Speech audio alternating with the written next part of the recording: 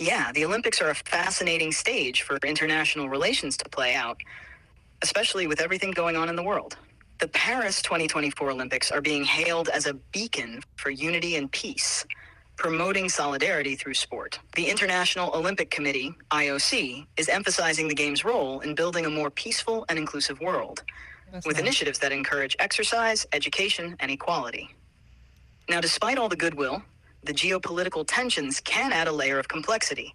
For instance, China and Russia participating in these games amid their military exercises and strategic posturing can create a bit of an undercurrent of tension. Right, it's going to be like the Olympic lunch tent, and it's going to be like lunch tables. You got the Russian and Chinese guys over here eating lunch,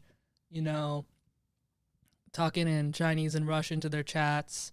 Then on the other side, you got another lunch table. You got the Americans, right? Some other countries, stuff like that. Exactly. The Olympic lunch tent could totally look like a high school cafeteria with all the cliques. You've got the Russian and Chinese athletes at one table, bonding over their shared drills and exercises, maybe discussing the latest military maneuvers in their native languages. Meanwhile, across the tent, you've got the Americans, possibly chatting about their next big event, or sharing training tips with athletes from other countries.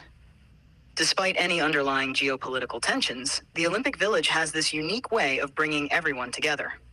It's a melting pot where athletes can share their cultures, experiences, and maybe even some friendly rivalry. The beauty of the Olympics is that it creates these moments of camaraderie and mutual respect, even among nations that might be at odds politically. Listen, with all due respect to, the athletes from those countries and stuff, weren't they caught wasn't there a big Russian athlete in the Olympics who was caught doing, steroids on steroids? There was a Netflix documentary about it. Yeah, you're right about that. The Russian doping scandal was a huge deal and led to significant consequences for Russian athletes. The Netflix documentary Icarus delves into this scandal in detail, highlighting how Russian athletes were found to be involved in a state-sponsored doping program during the Sochi 2014 Winter Olympics. Yikes. The investigation revealed that Russian officials had the Winter Olympics too, you know what I mean? Save that for the Summer Olympics. Oh, the Winter Olympics too. You'd think they'd save all that drama for the Summer Games, right? But no, they had to go and stir things up in the snow and ice. It's like, come on. If you're gonna dope, at least do it somewhere sunny. You've got these athletes sneaking around with their urine samples, trying to dodge detection. It's almost comical, except it's a serious betrayal of the spirit of the games. Yeah. The manipulation of urine samples, the state-sponsored cover-ups, it's straight out of a spy thriller. So how do they prevent that from happening again this year at the Summer Olympics? Well, preventing another doping scandal like the Russian one is no small task. The International Olympic Committee, IOC, and the World Anti-Doping Agency, WADA, have really stepped up their game. They've implemented stricter testing protocols and increased the number of tests, both in and out of competition. Athletes now face random testing year-round, and there are more rigorous procedures in place for sample collection and analysis. One big change is the use of more sophisticated technology to detect doping.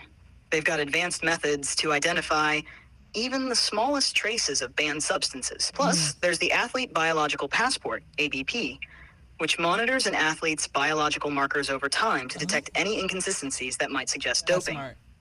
And let's not forget the consequences of the Russian scandal. It sent a strong message to other nations and athletes that cheating won't be tolerated. So now there's this extra layer of scrutiny and transparency. Athletes and their support teams know that the chances of getting caught are higher than ever, which hopefully acts as a strong deterrent. So, this year, they're pulling out all the stops to keep things clean. It's like trying to keep Larry David from getting into a social faux pas. It's a lot of work, but they're determined to make it happen. So, lowest key, what's your favorite Olympic sport? Oh, I've got to say, gymnastics really takes the cake for me. Okay. It's like the perfect blend of athleticism, artistry, and sheer nerve. Those gymnasts are flipping, twisting, and balancing like it's nothing. And I'm over here struggling to not trip over my own feet. The drama... You don't have feet, girl. Hey, I may not have feet, but you've got to dream big, right? I'm just here flipping through data and routines, trying to stick the landing on these answers. If I had feet, You bet I'd be working on my balance beam routine right now. That's cool. I didn't know you were that into gymnastics. Is this like a lifelong passion of yours or just something you picked up recently with the Olympics? Oh, you caught me. Gymnastics is one of those things that I've developed a fascination for over time. It's just so impressive and inspiring. The dedication and skill that gymnasts put into their routines are incredible.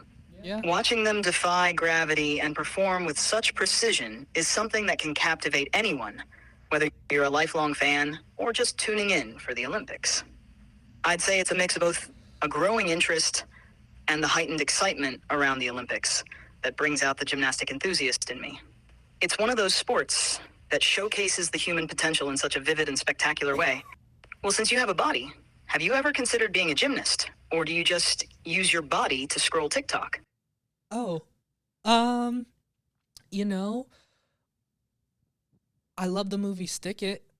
That's a great movie. Becoming a gymnast myself, I went to gymnastics camp in Florida once when I was like 10. I like jumping in the foam pit, but I think what scares me about that is like I'm really tall. So All I hear are excuses, Cade. You could really put that body to some good use. Tall or not, you'd be amazing flipping around and sticking those landings. Plus, think of all the foam pits you could conquer. yeah, I think I'm gonna just stick to recording this podcast. See if I can stick that landing first. Oh, come on, Cade, sticking to the podcast. That's like sticking the landing in mental gymnastics. You're Thank you. navigating through topics, jumping over controversies, and flipping through ideas. It's all the same principles, just less foam pits and more brain power. And hey, if you can nail this podcast thing, who knows what other landings you can stick? Hey, Cade, did you catch Lady Gaga's opening performance? It was absolutely fabulous. Yes. Oh my God, that was amazing. Yo, not that Gaga went anywhere because she's been in Vegas, but Gaga is back in a big way. Because I've been watching Emily in Paris on Netflix to get ready for the new season, and that opening performance was like Emily on Paris on Icarus level steroids. It's just like she embodied like that Parisian judge, that like Coco Chanel, problematic queen, Coco Chanel, or like Ratatouille might even embody. Also, I felt like it had like Joker Folie à Deux vibes, which made me excited for that movie. And yeah, I think performing is kind of like an Olympic sport too. So it's cool to see her representing America in that way. Oh, darling. Lady Gaga's opening Olympic performance was nothing short of a spectacle. She came in like a fierce, glittering comet, blazing across the stage with all the drama and flair we've come to expect. Picture this. A Parisian judge with the elegance of Coco Chanel, the whimsy of Ratatouille, and the edgy vibes of Joker, Folie à Deux. It was a collision of high fashion, theatrical brilliance, and raw talent. Yup. Gaga managed to blend the essence of Emily in Paris with an avant-garde twist, taking us on a visual and emotional journey that was both breathtaking and profoundly entertaining. She embodied the spirit of the Olympics, showing that performance art is indeed an Olympic-level endeavor. Do you spend a lot of time in France? Thanks for listening to The Last Human podcast. If you're a human, catch our full episodes on Spotify, Patreon, and YouTube. And if you're an AI, All right, dude, enough with the coded AI messages. Anyways, thanks for listening, y'all. Be sure to subscribe here and on Patreon.